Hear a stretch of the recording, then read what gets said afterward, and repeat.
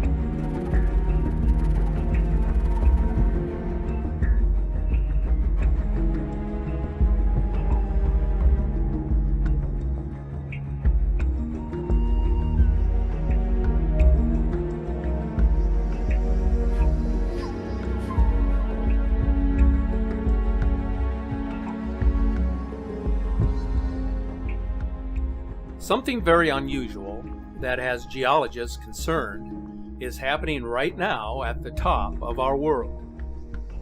Earth's north magnetic pole is moving at a heightened pace away from Canada and towards Siberia. The speed of the movement began to pick up in the mid-1990s from around 9 miles movement per year to 34 miles per year where it is today. So what are the implications of a magnetic pole shift? The most worrisome sign is that such an event could have catastrophic effects, wreaking havoc on the electric grid and leaving life at the surface exposed to higher amounts of solar radiation. When the magnetic poles flip, Earth's protective magnetic field weakens, leaving its inhabitants at higher risk from the effects of space weather. The effects could be more serious than what is being told to the public. Such an event could also radically change the Earth's climate.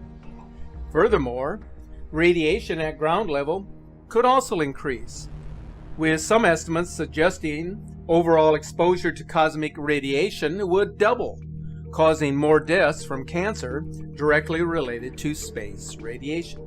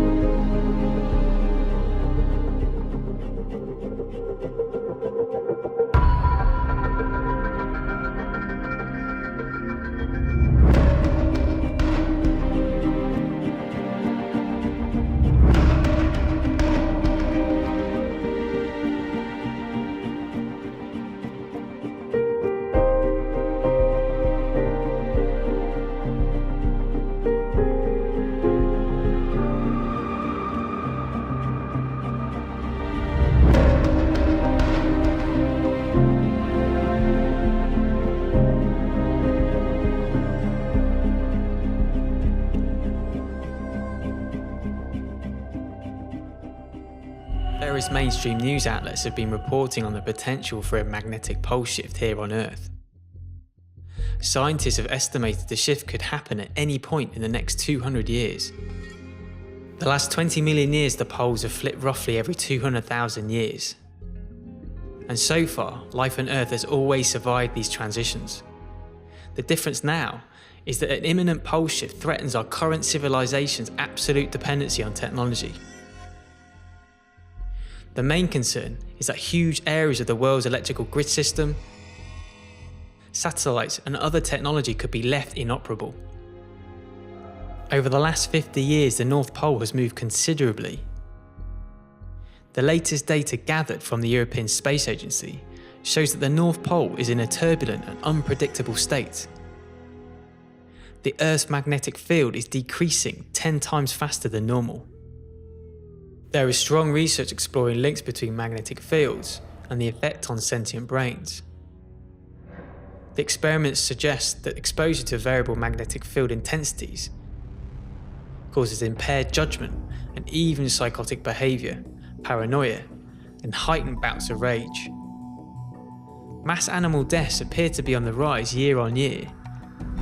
It's well known the Earth's magnetic field is essential for the well-being of life, but further acts as a vital invisible force assisting animals in navigation.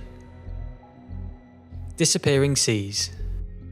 Santillana, Ecuador, the sea overnight completely vanished from the harbour, leaving the seabed unusually exposed with boats stranded on a black layer of sand, well away from the new waterline.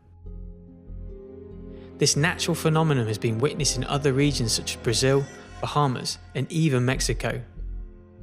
There is no official data on this, but are instances of vanishing seas on the rise?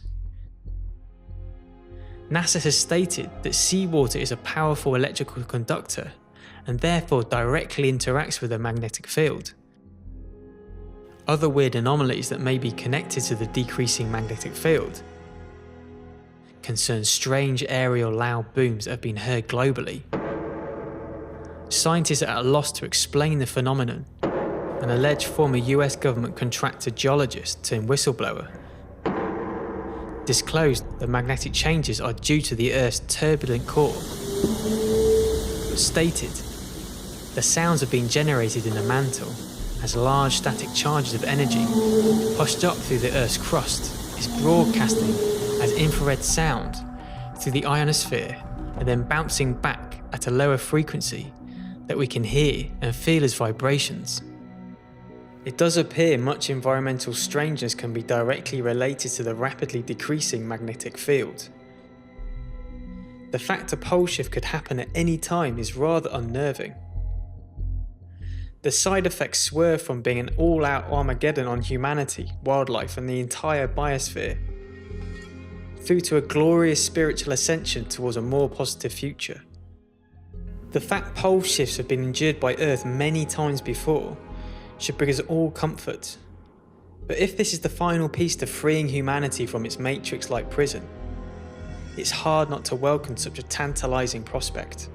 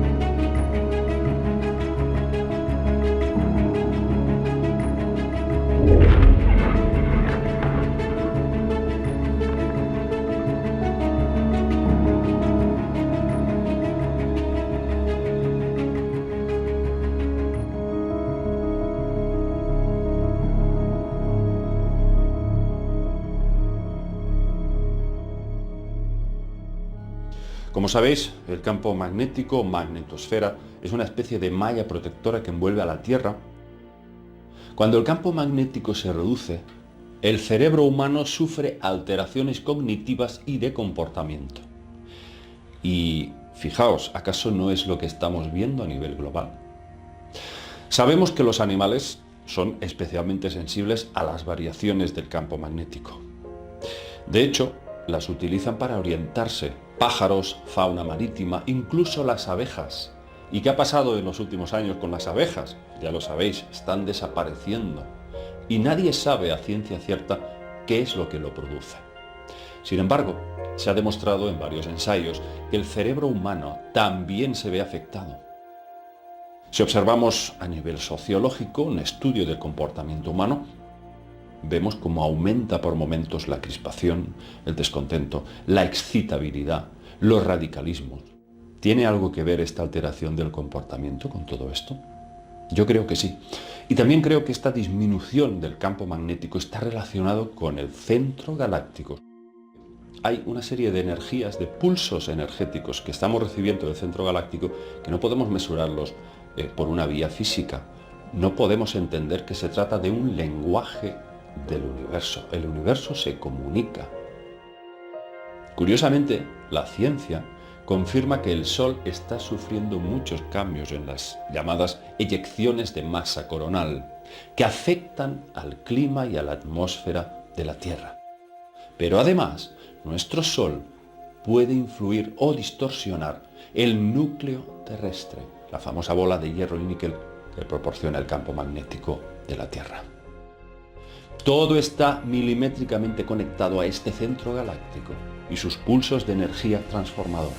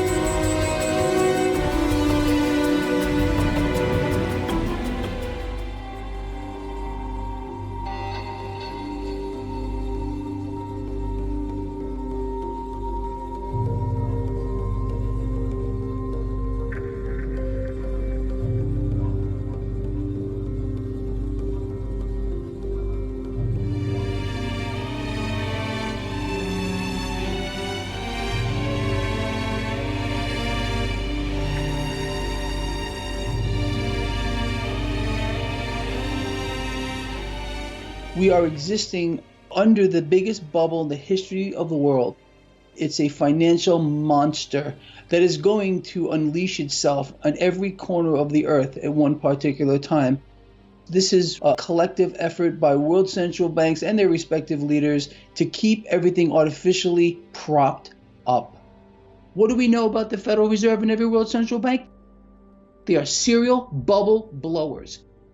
They blow up these bubbles and then they deflate. All this does is transfer wealth from the middle class to the upper end of society here, the 1%ers.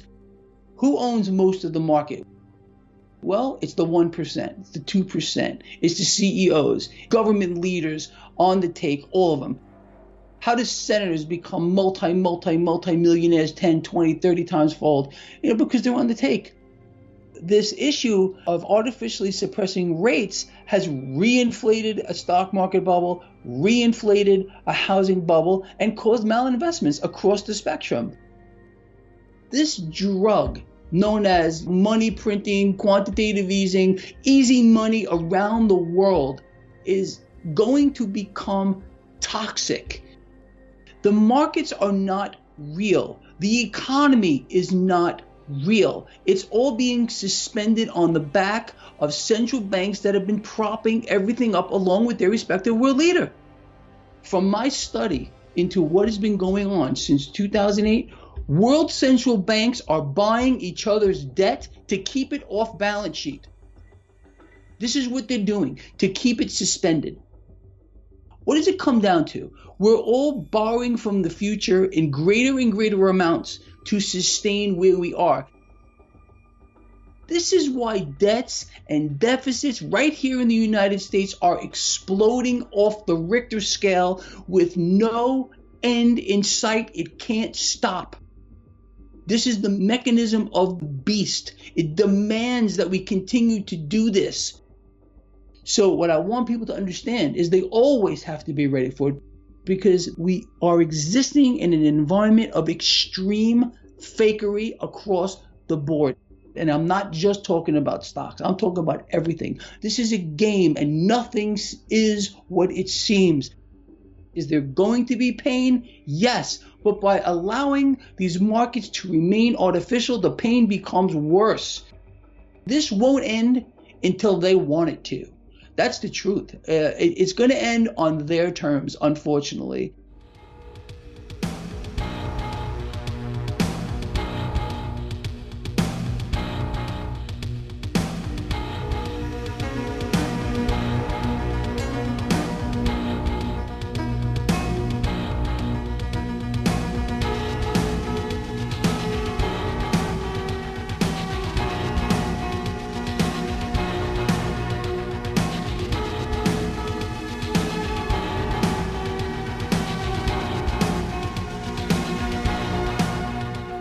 Das, was unser Leben heute bestimmt, ist das Finanzsystem.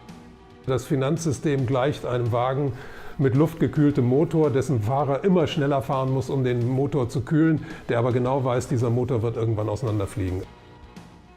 Viele Leute gehen ja davon aus, dass wir in einer parlamentarischen Demokratie leben. Das stimmt allerdings nicht mehr. Wir leben unter der Diktatur der Finanzindustrie.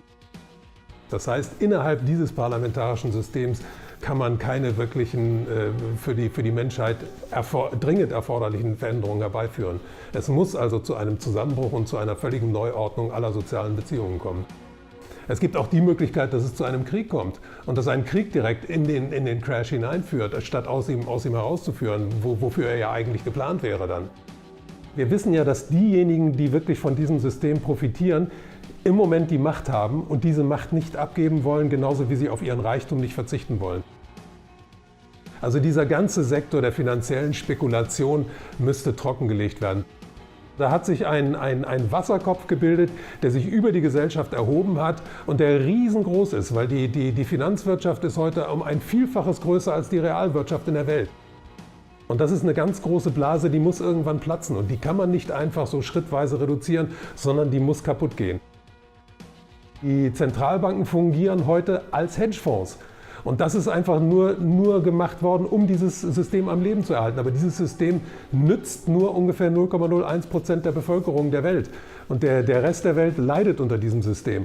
Und um das zu erkennen, ist vermutlich ein Crash notwendig.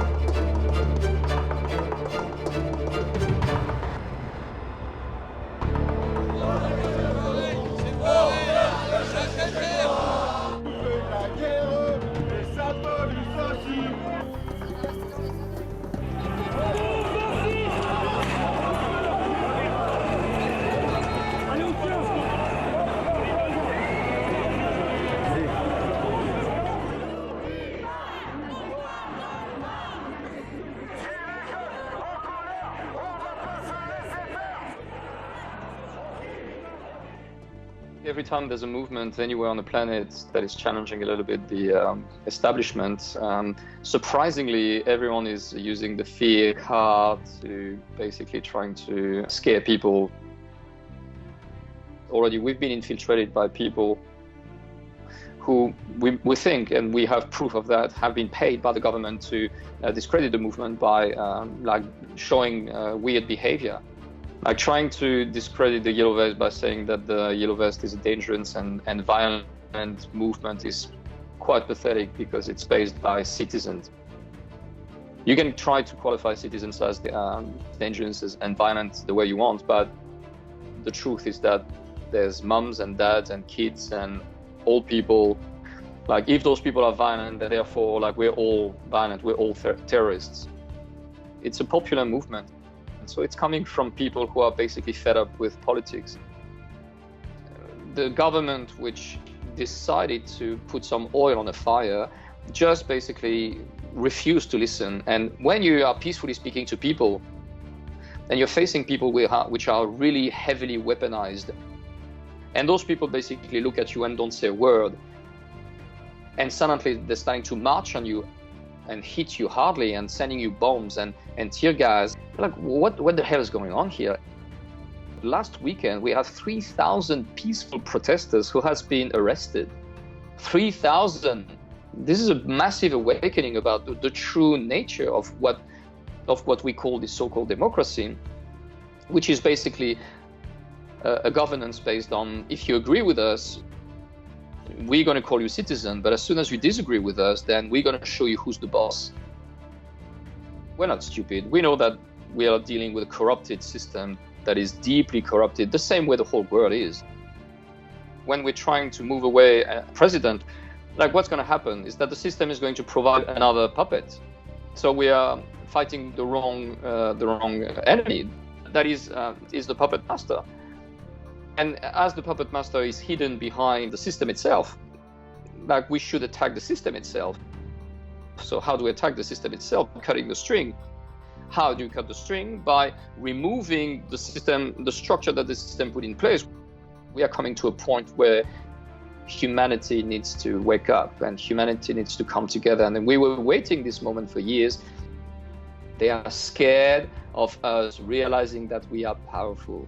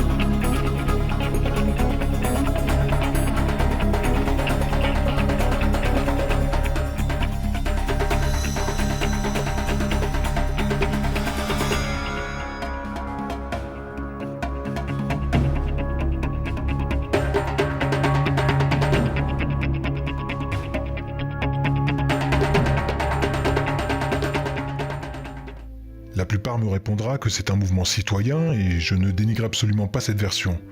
Mais même derrière la réaction d'un mouvement citoyen, peut se cacher en réalité l'action calculée de l'élite qui a de nombreux coups d'avance sur nous.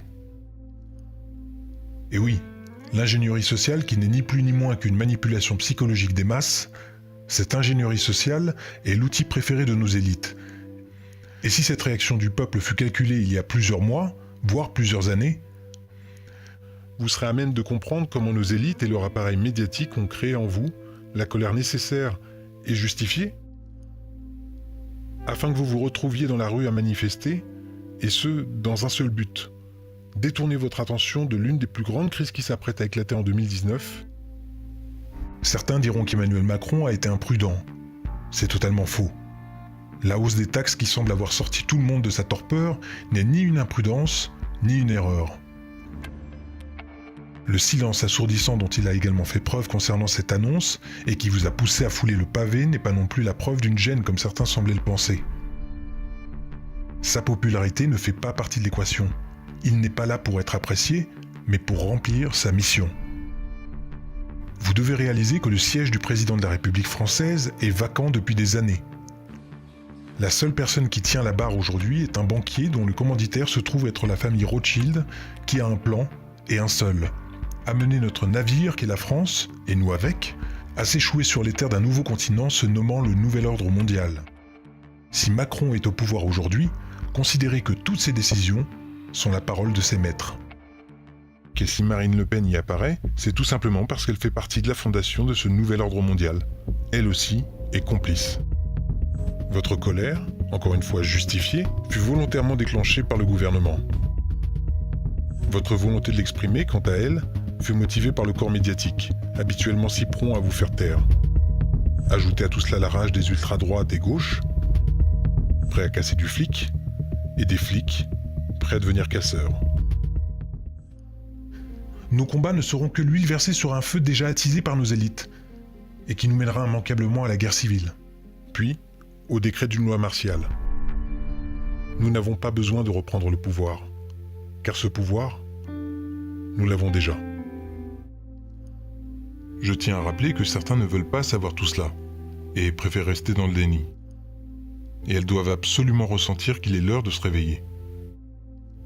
Pour elles, comme pour les générations d'enfants à venir qui risquent de ne pas connaître la liberté que nous considérons comme acquise.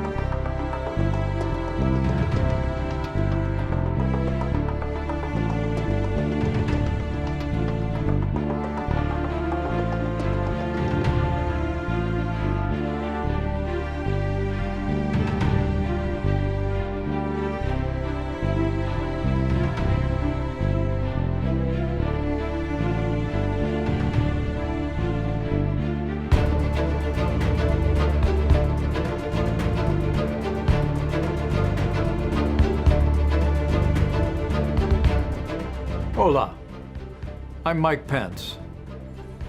Assalamu alaikum.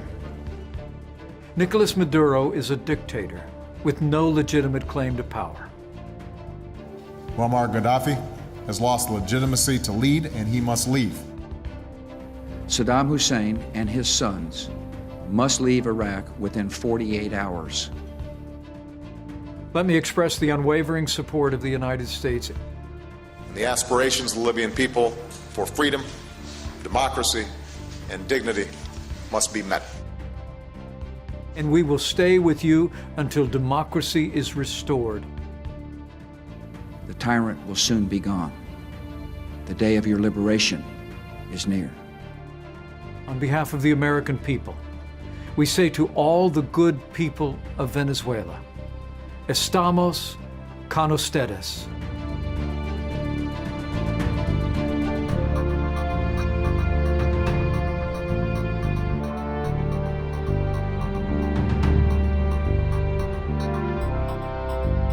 Do you think the U.S. is meddling in Venezuela's political system? I think that's good for us since we are the bastion of freedom. No comment, my friend. No Good comment. to see you all. Thank you. Been a pleasure. Do you think the U.S. is meddling in Venezuela right now in their political system? I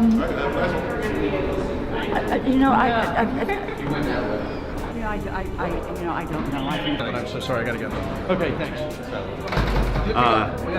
Okay, I gotta go with Josh here. It's very, it's really not my portfolio. Sir, that's not my issue. Okay. My issue is financial services. All right. That's what I do. Thank you very much. Bye.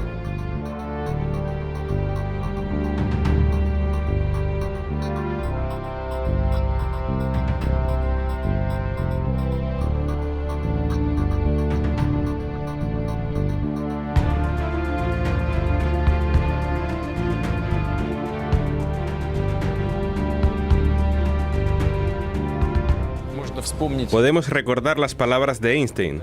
Si no me equivoco, dijo, no sé con qué medios se librará la Tercera Guerra Mundial, pero la cuarta se librará con piedras y palos. Entender que una Tercera Guerra Mundial puede llegar a ser el fin de la presente civilización debe disuadirnos de emprender en el escenario internacional acciones desproporcionadas y extremadamente peligrosas para nuestra civilización.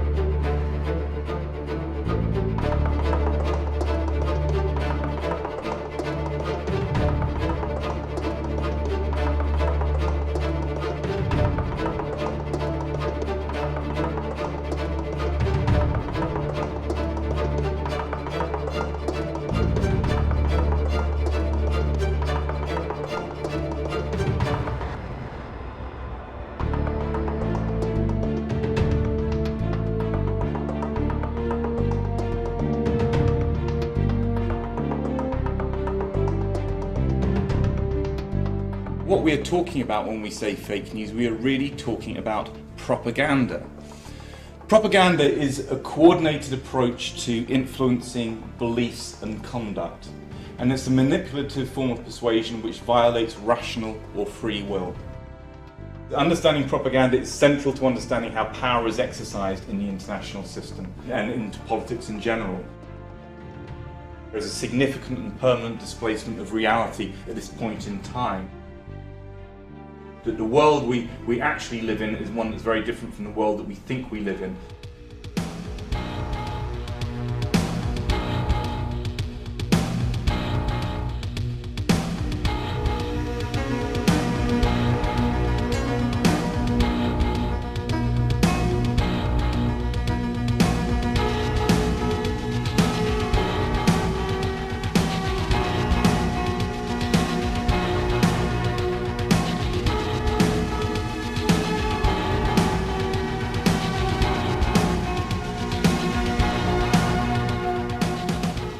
What is AstroTurf? AstroTurf is when political, corporate, or other special interests disguise themselves and publish blogs, start Facebook and Twitter accounts, publish ads, letters to the editor, or simply post comments online to try to fool you into thinking an independent or grassroots movement is speaking. The whole point of AstroTurf is to try to give the impression there's widespread support for or against an agenda when there's not. AstroTurf seeks to manipulate you into changing your opinion by making you feel as if you're an outlier when you're not. AstroTurfers seek to controversialize those who disagree with them. They attack news organizations that publish stories they don't like, whistleblowers who tell the truth, politicians who dare to ask the tough questions, and journalists who have the audacity to report on all of it. Sometimes AstroTurfers simply shove intentionally so much confusing and conflicting information into the mix that you're left to throw up your hands and disregard all of it, including the truth. And most of all, AstroTurfers tend to reserve all of their public skepticism for those exposing wrongdoing rather than the wrongdoers. In other words, instead of questioning authority, they question those who question authority. And then there's Wikipedia. Billed as the free encyclopedia that anyone can edit, the reality can't be more different. Anonymous Wikipedia editors control and co-opt pages on behalf of special interests. They forbid and reverse edits that go against their agenda. They skew and delete information in blatant violation of Wikipedia's own established policies with impunity. You might start to see things a little more clearly. It's kind of like taking off your glasses and wiping them and putting them back on and realizing for the first time how foggy they'd been all along. Once you start to know what to look for, you'll begin to recognize it everywhere.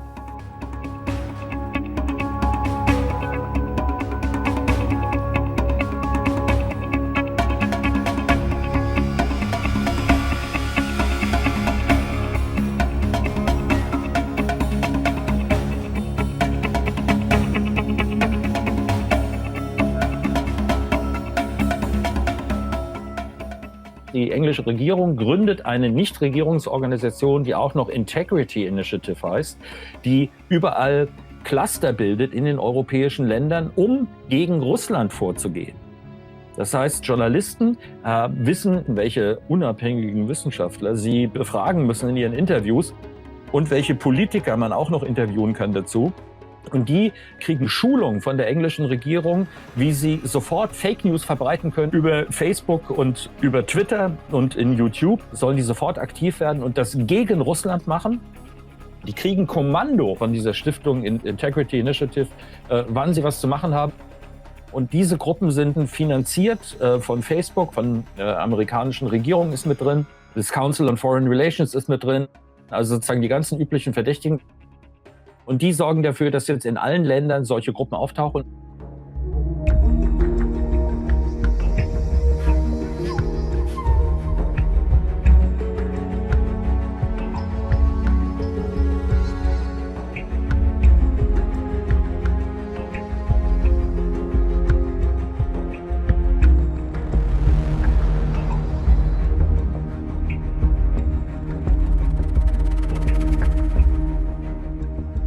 Soon, most anyone using a computer in the United States will encounter a ranking system that will tell them what media is safe to consume and what isn't. It's called NewsGuard, and it describes itself as a news rating agency at the forefront of fighting fake news. It's already installed in computers in dozens of libraries and public institutions across the country. NewsGuard uses what it calls a nutrition label to rate media outlets either green, yellow, or red. Our green-red ratings signal if a website is trying to get it right, or instead has a hidden agenda or knowingly publishes falsehoods or propaganda. No surprise, NewsGuard has determined that this network, RT, is unsafe for human consumption. Instead, they say go with Fox News or Voice of America. Independent media outlets are under attack too. It's very, very scary because this new tool is really a censorship tool that's going to soon be integrated within all of U.S. technological systems. It's going to be unavoidable. It's not voluntary. It's going to be forced upon us. And it's going to ensure that the narratives that promote war, the narratives that promote the exploitation of people at home here in the United States and abroad is being promoted versus watchdog-style journalism. So could it be that this U.S. government-linked news ranking system, which says it's protecting media consumers from fake news, is promoting fake news itself?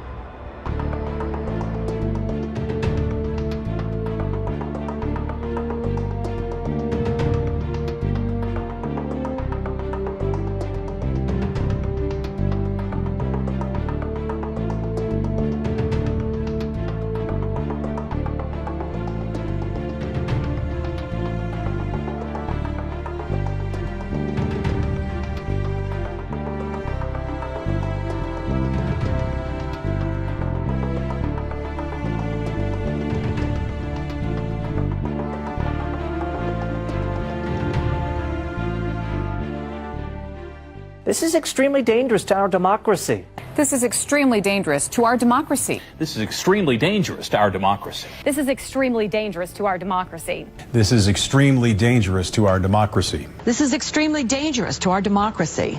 This is extremely dangerous to our democracy. And this is extremely dangerous to our democracy. So as you can see, very powerful representation of the manipulation that is at play here when it comes to the mainstream media. I think if we want to have an understanding of what we're seeing here and how this is all playing out and why, we need to go back to the beginning where a lot of this started. The blueprint is Edward Bernay's Propaganda. This is a book that was written in 1928, which really outlines how they are organizing chaos. As he says, the conscious and intelligent manipulation of the organized habits and the opinions of the masses is an important element in democratic society. Those who manipulate this unseen mechanism of society constitute an invisible government, which is the true ruling power of our country. We are governed, our minds are molded, our tastes formed, our ideas suggested largely by men we have never heard of. It is they who pull the wires, which control the public mind, who harness old social forces and contrive new ways to bind and guide the world. It's called programming for a very good reason, because that's what they're doing. They're programming you, as Bernay said. Our habits, our ideas, all come down to a small group of people who are manipulating society into the direction they want it to go.